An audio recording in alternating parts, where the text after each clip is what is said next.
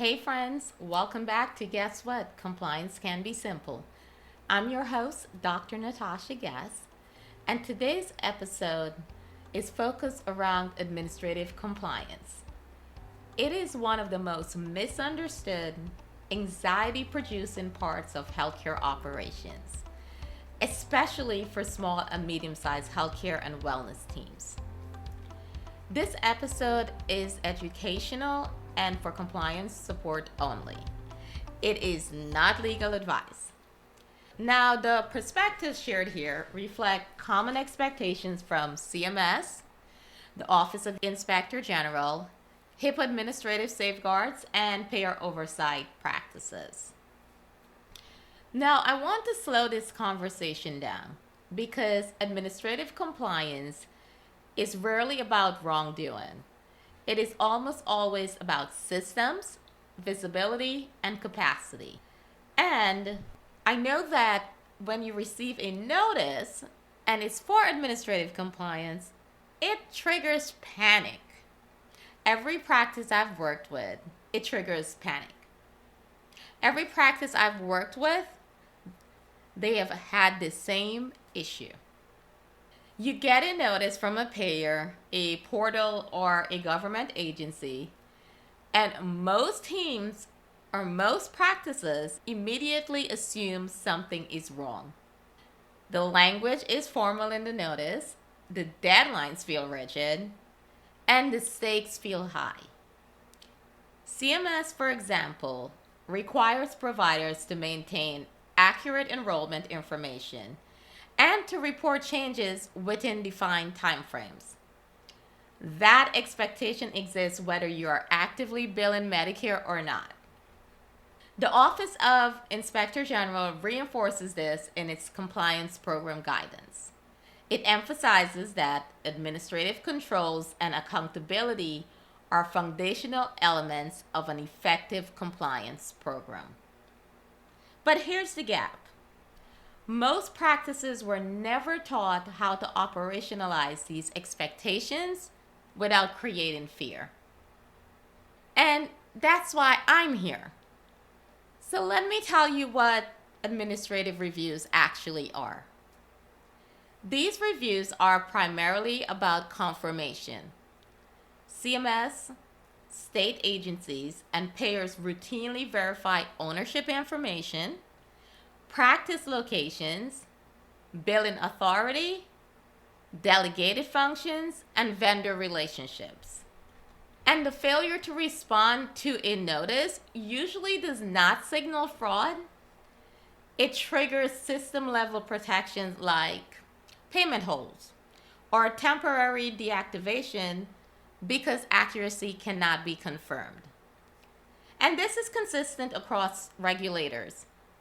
HIPAA's administrative safeguards also require organizations to assign responsibility, to maintain documentation, and to periodically review safeguards as operations change. Now, I know most small and medium-sized healthcare teams, they are very busy, but these are important steps to maintain credibility.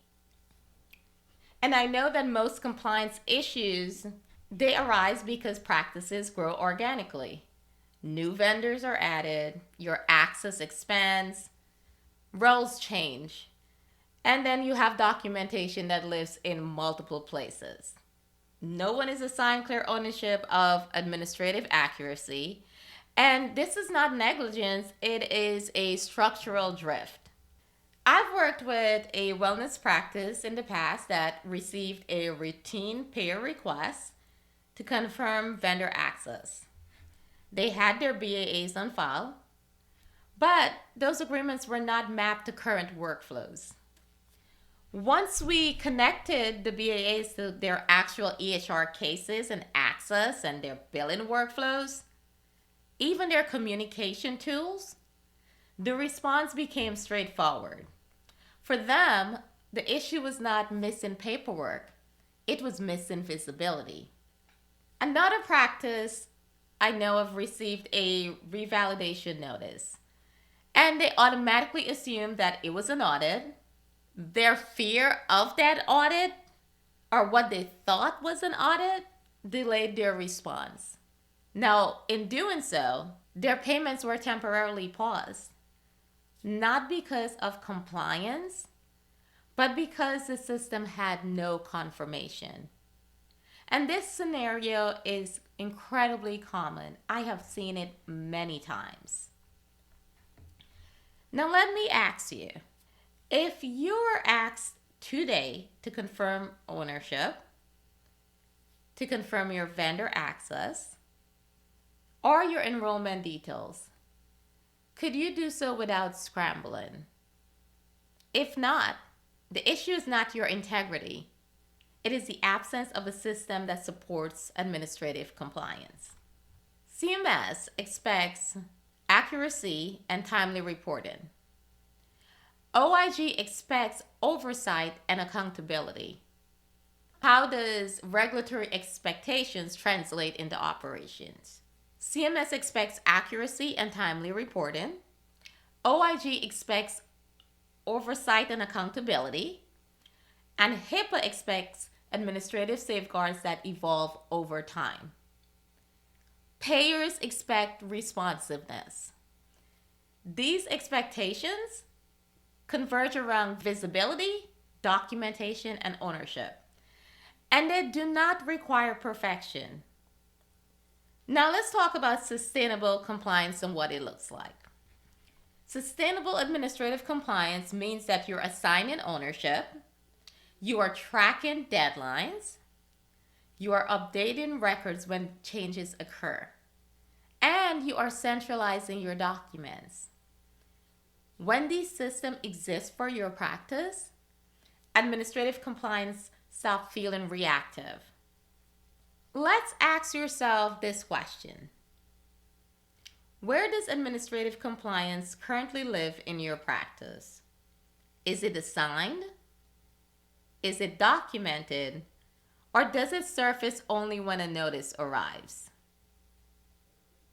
I hope that you can answer that question. But if you cannot, then you know where to start. And this is the type of operational clarity we work through inside the Compliance Support Hub. It focuses on systems, not on panic. If you'd like to join the Compliance Support Hub, the link is in the show notes. We would love to see you there. Now, administrative compliance should not induce fear. It should be predictable. And when structures exist in your practice, fear of those notices will diminish.